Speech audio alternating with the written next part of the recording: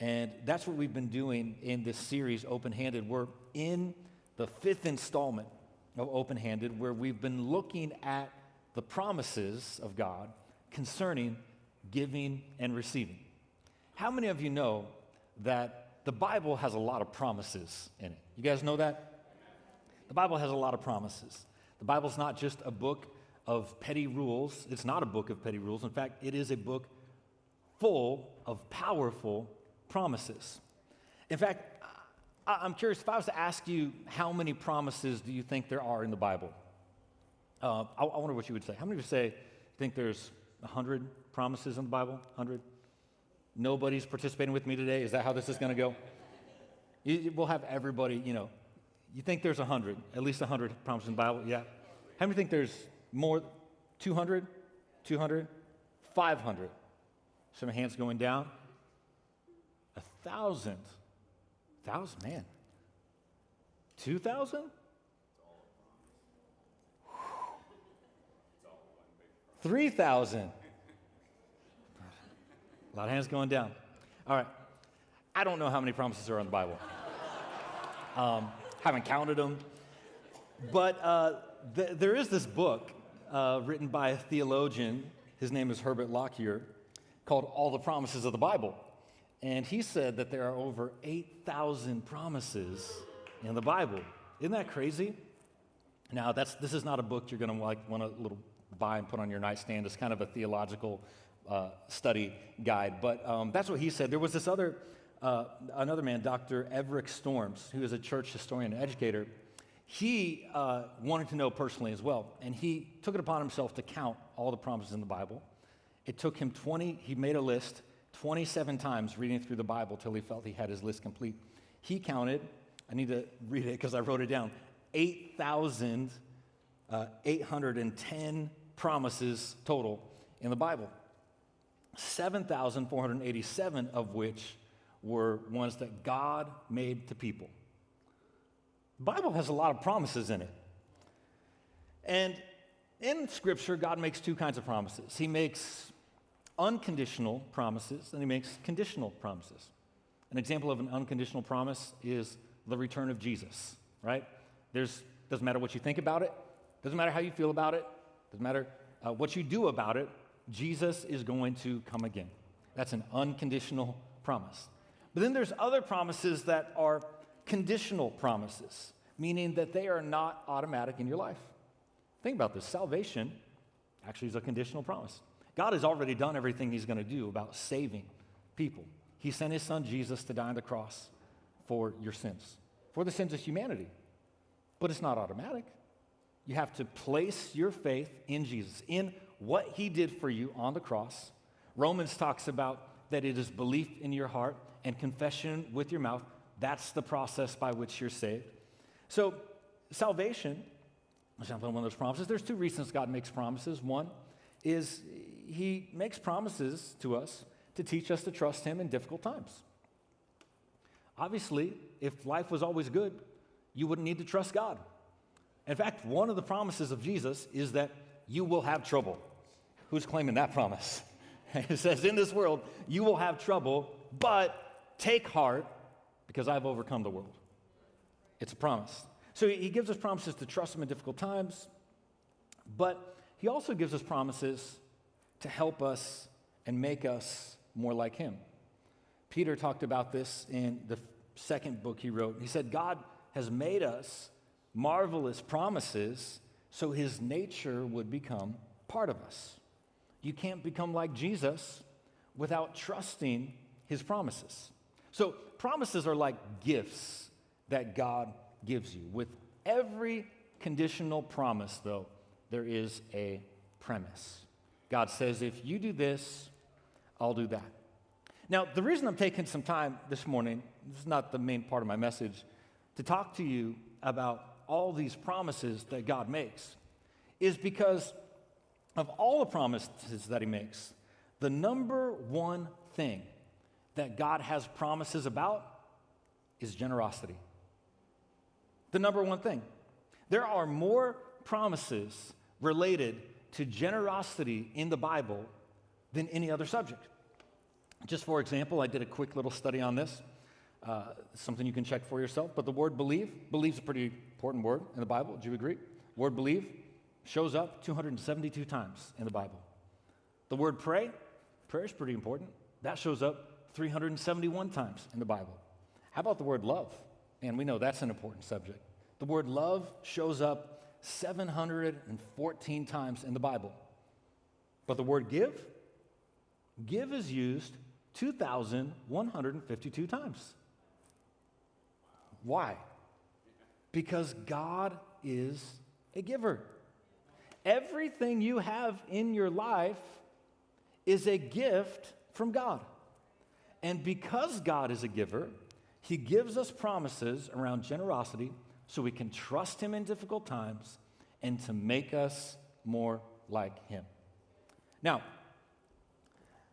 I'm not going to take a long time with this, but if I'm going to make some claims that there are over 8,000 promises in the Bible, and the number one subject God has promises about is generosity, I should at least give you a little bit of homework that you can check out for yourself. So I want to put this on the screen. I'm going to try not to take a lot of time with this, but and I haven't even seen what they got. But I just made a list of 15 different promises around generosity, the blessings of generous giving, promises around generosity that I want you to see. Generosity honors God. And you're going to have to take a picture of this and look it up for yourself, because you'll be writing till we're done with the sermon if you try and write all this down. So just take a picture. I'm standing off to the side so you can take a picture. But the blessings of God when it comes to generous giving. First thing you need to know is the promise: generosity honors God. You want to honor God? Proverbs 14:31 says, generosity honors God. That's what it says. Generosity draws me closer to God.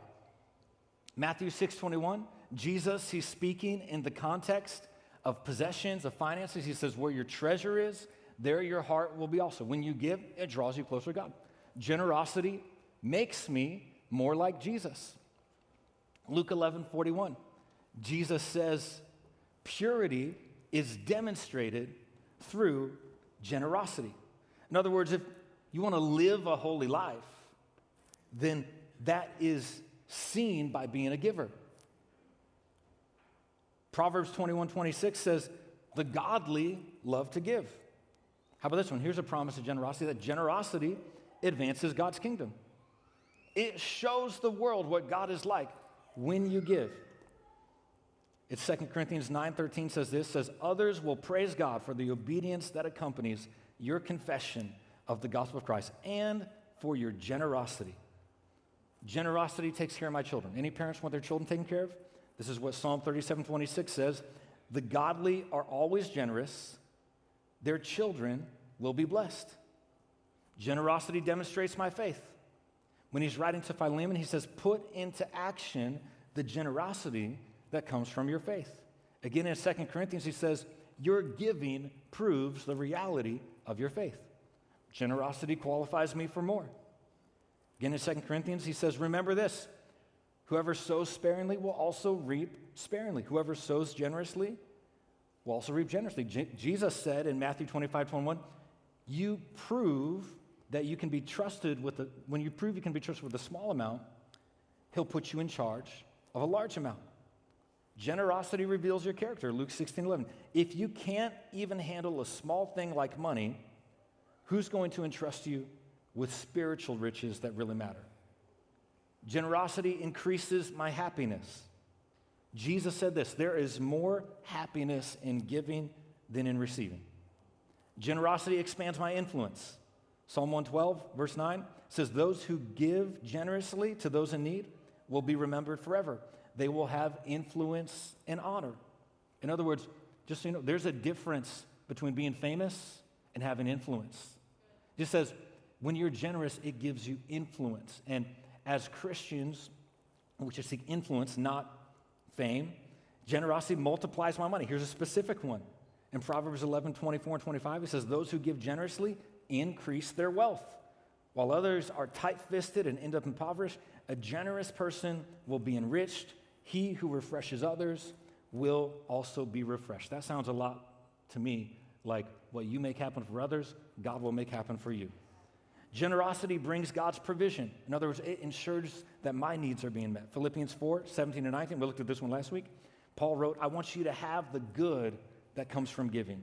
My God will use his wonderful riches in Christ Jesus to give you everything you need. Generosity brings God's protection. Psalm 112 again says, and all goes well for the generous man. Such a man will not be overthrown by evil circumstances. God's constant care of him will make a deep impression on all who will see it. Generosity prospers my business and my work. Business owners or employees, you want your work to go well?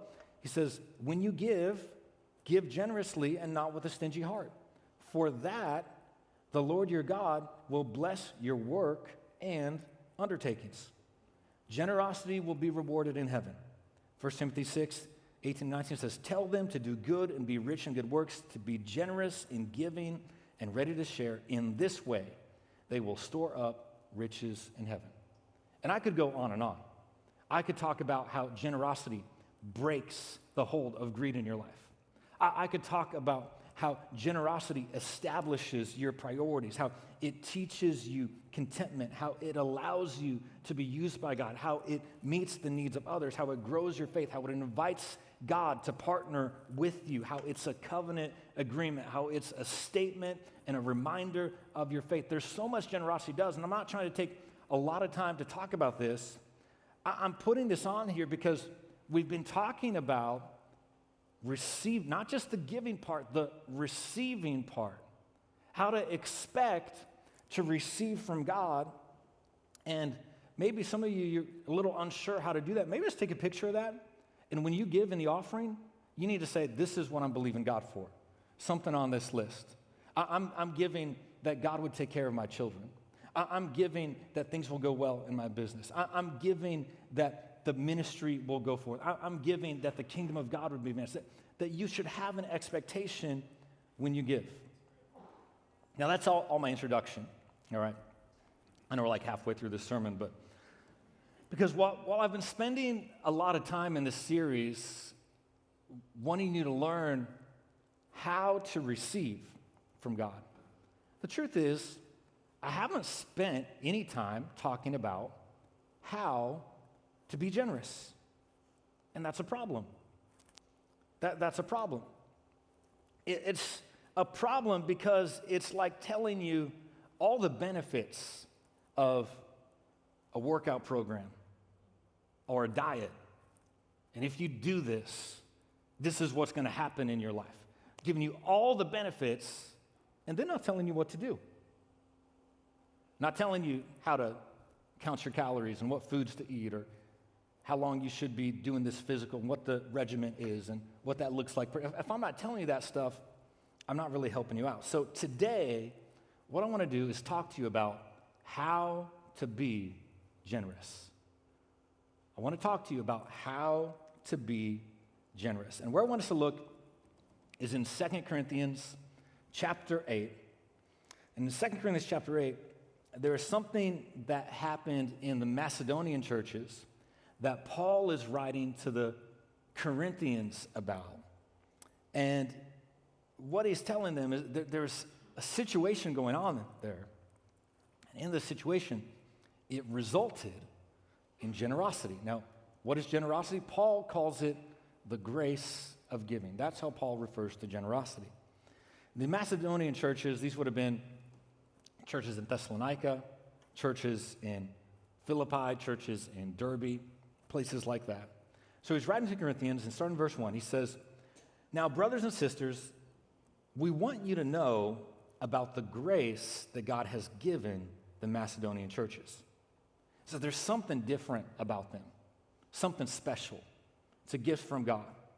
It says, in the midst of a very severe trial, their overflowing joy and their extreme poverty welled up in rich generosity. That's interesting. For I testify that they gave as much as they were able, and even beyond their ability, entirely on their own. They urgently pleaded with us for the privilege of sharing in this service to the Lord's people. And they exceeded our expectations. They gave themselves, first of all, to the Lord, then, by the will of God, to us also. So we urge Titus, just as he had earlier made a beginning, to bring also to completion this act of grace on your part. But since you excel in everything, in faith, in speech, in knowledge, in complete earnestness, and in the love we have kindled in you, see that you also excel in this grace of giving. So the situation here is, that's the second letter that Paul has written to the Corinthian church, and he's been addressing a lot of issues, and after dealing with some issues in the church, he comes back to something he had talked to them about earlier in the first letter. He's wanting to stir up generosity in this church. He's wanting them to experience it, and he does it by giving an example of what's happening in Macedonia. And he says, I want you to experience this grace and giving. In other words, saying, I want you to know how to be generous like they are. And at first it's a little bit confusing because what you see is Paul lists a couple different things. He says, these churches in Macedonia, they had a lot of joy. They also had a lot of poverty. But understand, what he's describing is the conditions, not the cause.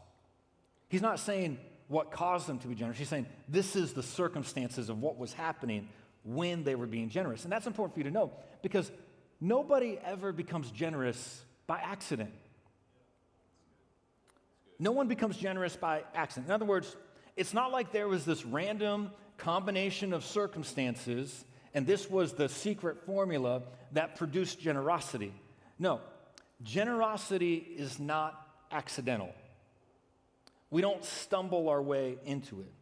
And I need to clarify that because we often think that generosity is the result of our circumstances. In other words, when I have more, I'll give more. But I want you to understand that is not how generosity works. If you want to write something down, you can write this down. Generosity isn't a matter of what you have.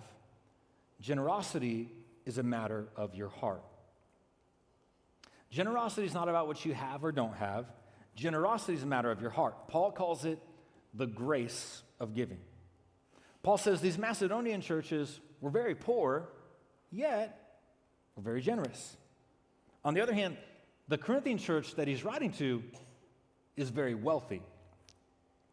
It's a wealthy church, yet up to this point, they had not been generous. In fact, you can read about the book of Acts chronicles Paul's missionary journeys, where he goes, and it's kind of cool to read Acts while you're reading some of the epistles. And in Acts 20, verse 4, Paul lists out some of his companions, people who had come alongside him in this missionary work, people who were supporting his mission. And he lists their name, and he lists where they're from.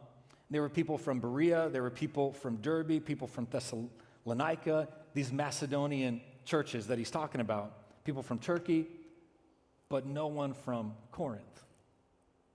One scholar said that the omission of anybody from Corinth is an indicator that the Corinthian church had given so little up to this point that there wasn't a special delegate needed for their money.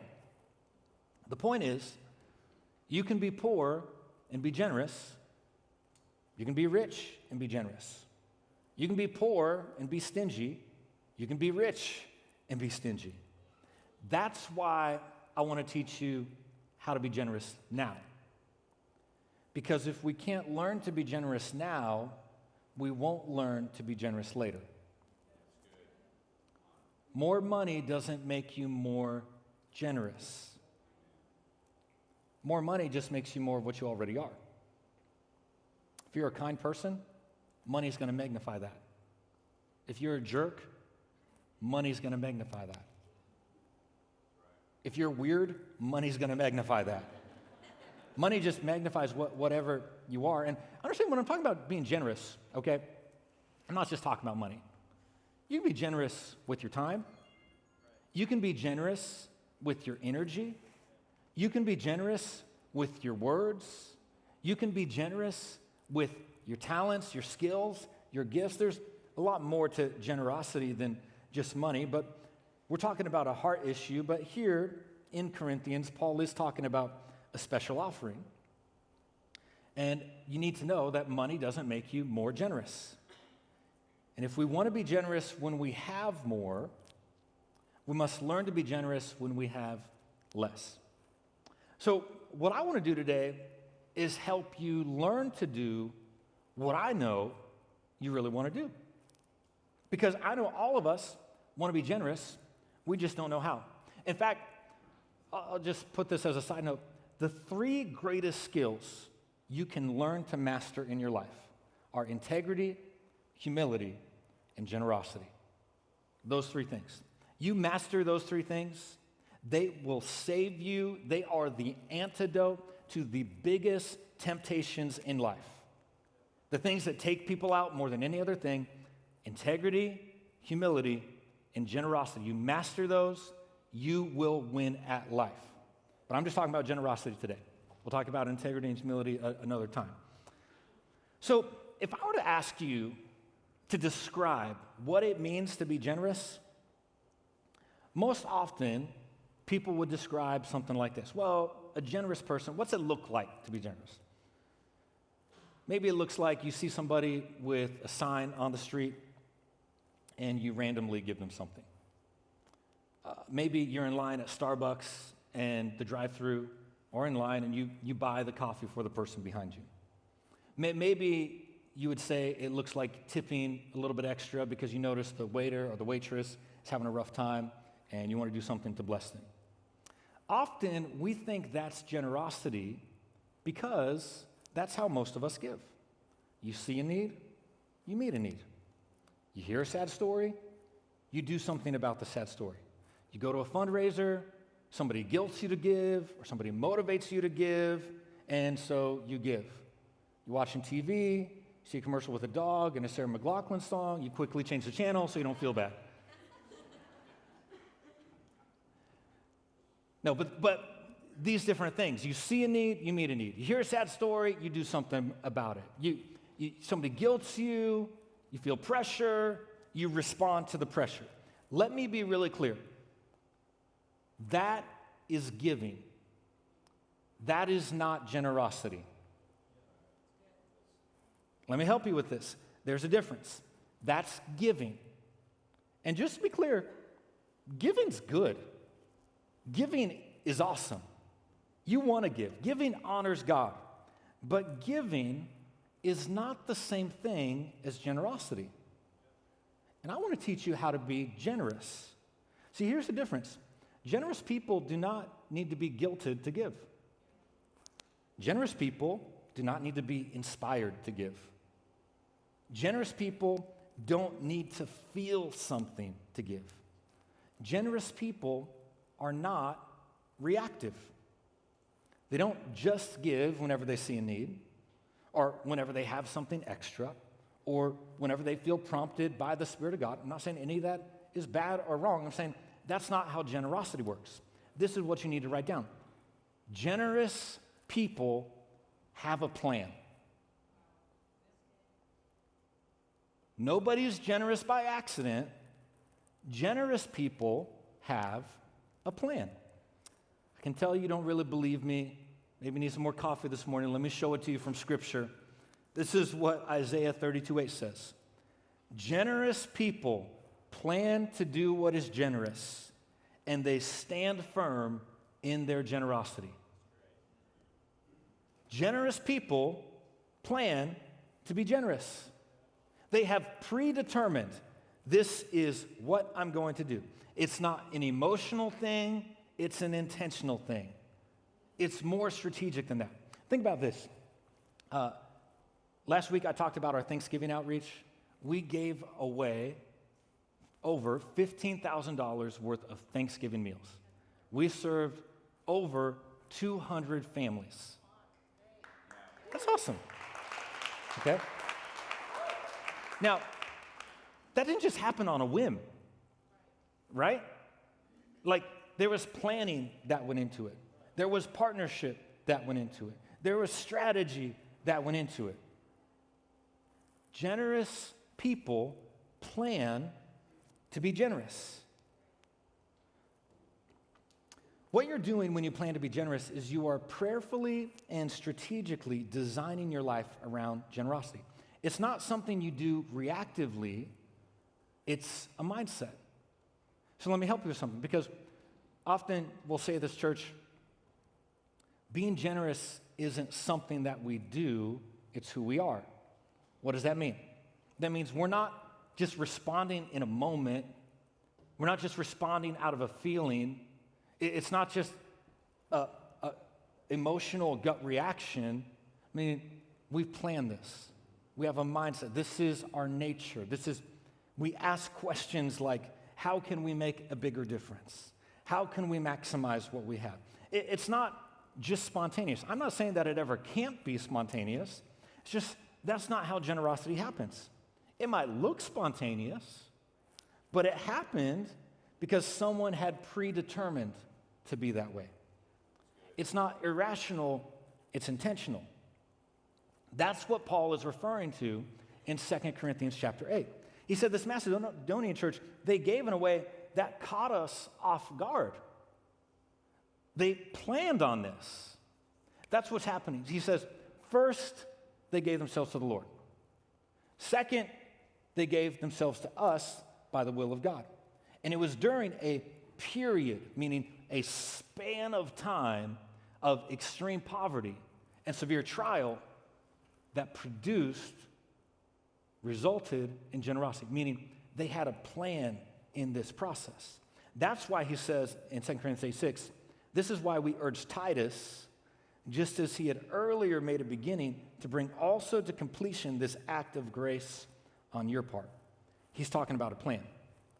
See, Titus was one of Paul's associates that traveled with him on his missionary journeys, and Titus was a person who carried many of Paul's letters. In fact, he carried these letters to the Corinthian church, and while he was in Corinth, he cared for the church in Corinth. He's kind of like the guy in charge while he was there. And what you find out is, again, this is Paul's second letter. In his first letter, Paul had given some instructions to the Corinthian church. He says, this is why we sent Titus, just as earlier made a beginning, to bring also to completion this act of grace on your part. What's he talking about? He's talking about the plan that he instated. So let's look at the instructions Paul gave this church in 1 Corinthians. It's found in 1 Corinthians 16, verse 1. He says, now regarding your questions about the money being collected for God's people in Jerusalem, you should follow the same procedure I gave to the churches in Galatia. In other words, this is not just a one-off for Paul. This was his plan that he prescribed to all the churches wherever he went. He says, on the first day of each week, you should each put aside a portion of the money you've earned. Don't wait until I get there and then try to collect it all at once. So within Paul's plan, there's three things I see that are true for all generous people, and I want to walk you through them very quickly. The first one is this. You have to designate the priority. Generous people plan to be generous. With your plan, here's what you first need to do. You got to designate the priority. If you want to be generous, you have to say, this is a priority in my life. It's not a secondary thing. It's not a when I get around to. This is a priority. This is why it says on the first day of each week. Giving needs to be first. Generous people designate generosity as a priority. To designate means to assign the status.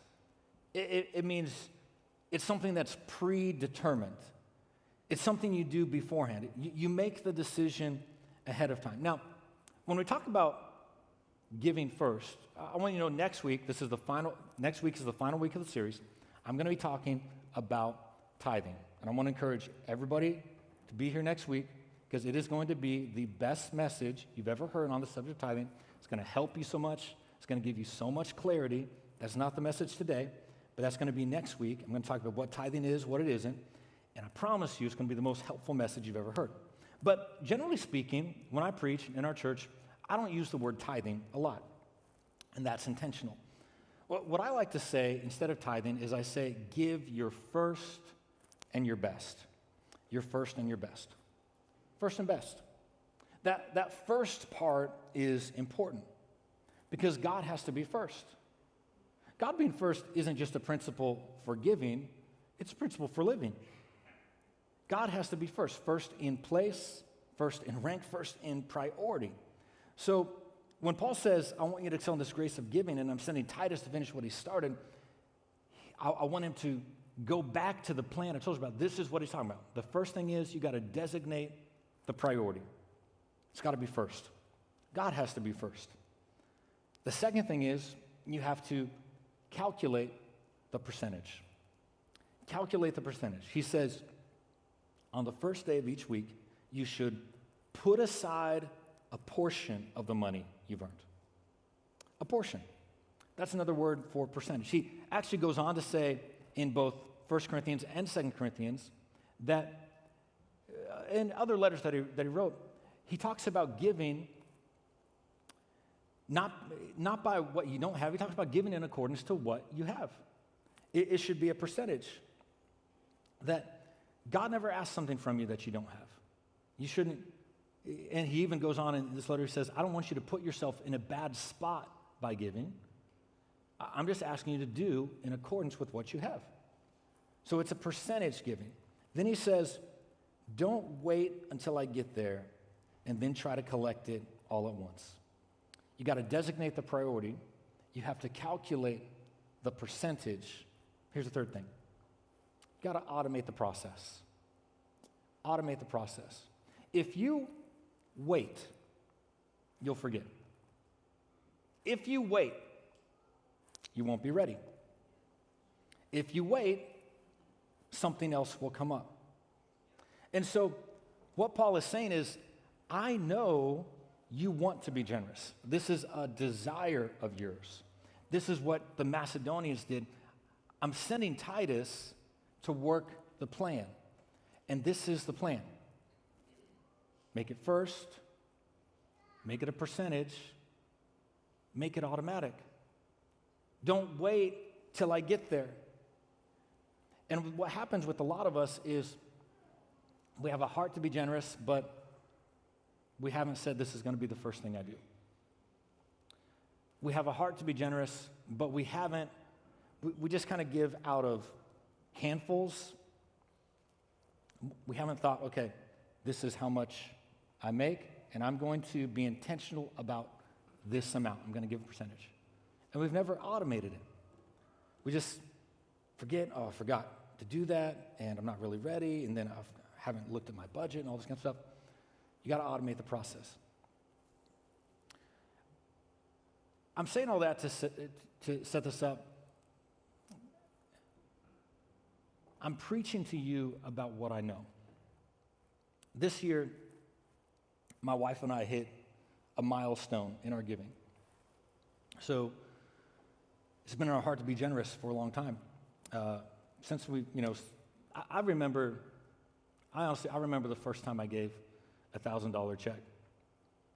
Back when we used to write checks. I don't know what those are anymore, but I was 17 years old. I gave a $1,000 check. I was thinking about this. I don't know where Reese is at, but Reese and I were talking about money yesterday.